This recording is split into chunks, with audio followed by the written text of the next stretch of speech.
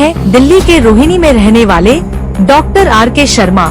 इनके पिता के निधन के बाद उनका दाह संस्कार बेरीवाला बाग शमशान घाट नेताजी सुभाष प्लेस में किया गया था।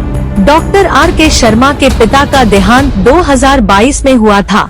अपने पिता के दाह संस्कार के बाद डॉक्टर शर्मा को जब भी अपने पिता की याद आती है तो वह शमशान घाट जाकर उनकी आत्मा की शांति के लिए प्रार्थना करने जाते हैं।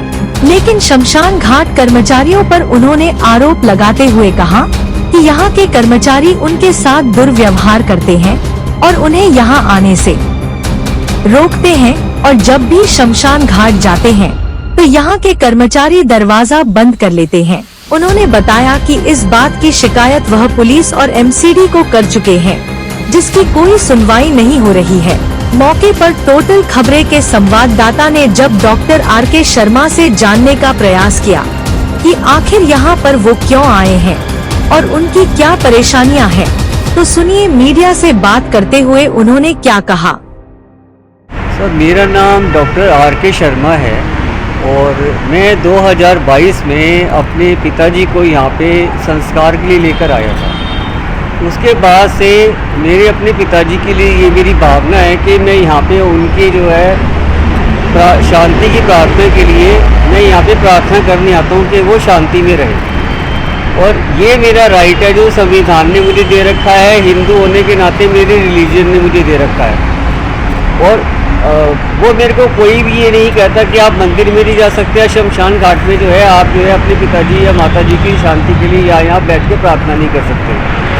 लेकिन 7 तारीख से यहाँ के जो ये बेरीवाला बाग शमशान घाट है, यहाँ के जो इसको MCD ने जिस NGO को आसरा NGO को जो ये दे रखा है इसको ऑपरेट करने के लिए, यहाँ का ललित शर्मा, यहाँ के 2 पंडित जिनको कि सेवादार बोला जाता है, 2 स्टाफ हैं यहाँ के, और ये ललित शर्मा के कुछ अपराधी तत्व हैं, उन लोगों के साथ मिलकर इन लोगों ने 7 तारीख को मेरे ऊपर अटैक किया कि मैं यहाँ पर नहीं आऊँ। उसके बाद 7, 8, 9 और 10 4 दिनों तक लगातार अटैक करते रहे।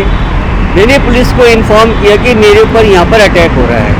मैं एरिया के Netaji Subhash place police station के SHO राजेश कुमार, ACP शैलेंद्र सिंह को मिला मैं जाकर कि सर मेरी ये ग्रीवियंस है, और मैंने उनको रिटर्न में दिया।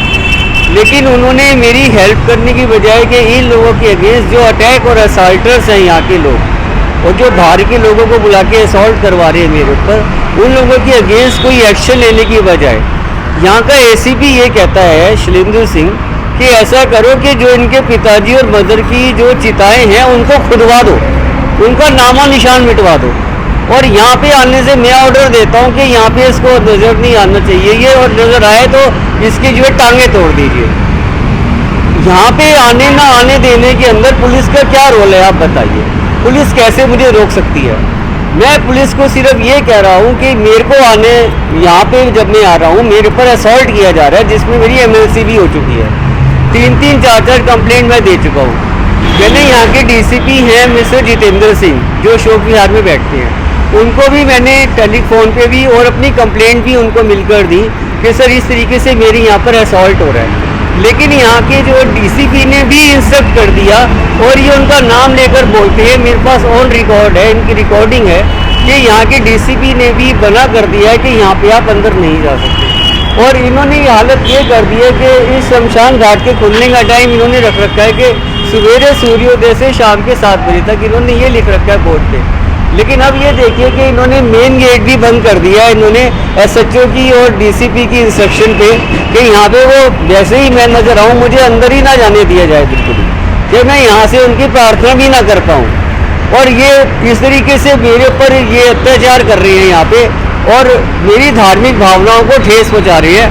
और मेरे मदर और फादर है, उनके लिए मेरे को ज़बरदस्ती प्रार्थना करने से ये लोग तो रोक ही रहे हैं शमशान भूमि वाले, लेकिन पुलिस जो है इस एरिया की, वहाँ का SHO, ACP और अब DCP, वो भी मेरे को रोक रहे हैं ज़बरदस्ती के मैं यहाँ पर नहीं आऊँ। इसके बाद मैं कमिश्नर ऑफ MCD कमिश्नर जो कि सिविक सेंटर में बैठते हैं, और वहाँ के MSO MHO से मैं कल जाकर मिला। वो सुन के हैरान रह गए कि शमशान भूमि में किसी को जाने से और प्रार्थना करने से कैसे रोक सकते हैं। They are about to take action against the NGO, लेकिन यहाँ पे इन लोगों के अगेंस्ट अभी कोई एक्शन नहीं हो रहा जो यहाँ पे किसी को भी आने से रोकते हैं।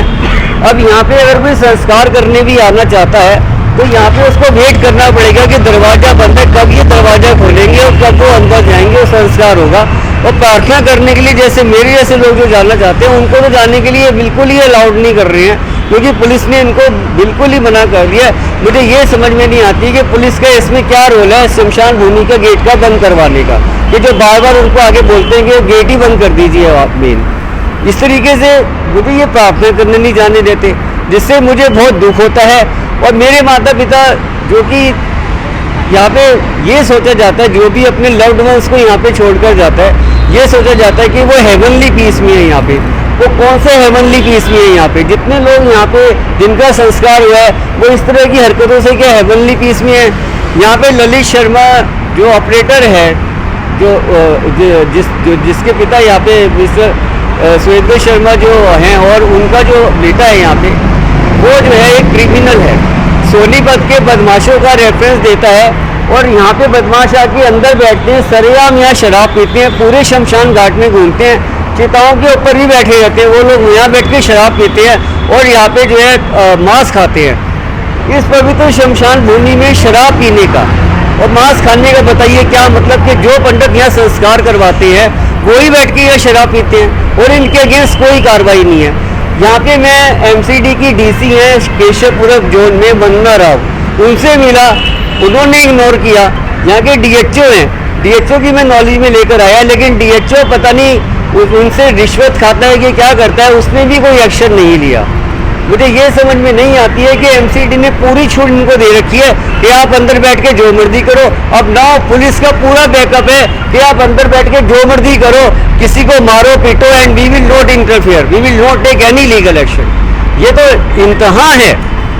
संविधान ने किसी को कोई राइट नहीं दे रखा कि वो किसी को यहाँ पे शमशान भूमि में जाने से रोके संस्कार करने के लिए या वो प्रार्थना करने के लिए, और ये पुलिस वाले भी रोक रहे हैं। आपको बता दें कि एक व्यक्ति पहले अपने परिजन की मौत से दुखी होता है और ऊपर से संबंधित विभाग द्वारा डॉक्टर शर्मा की सुनवाई न करना और उन्हें परेशानी में डाले रखना, इसे दुर्भाग्य कह सकते हैं। ब्यूरो रिपोर्ट, टोटल खबरें दिल्ली।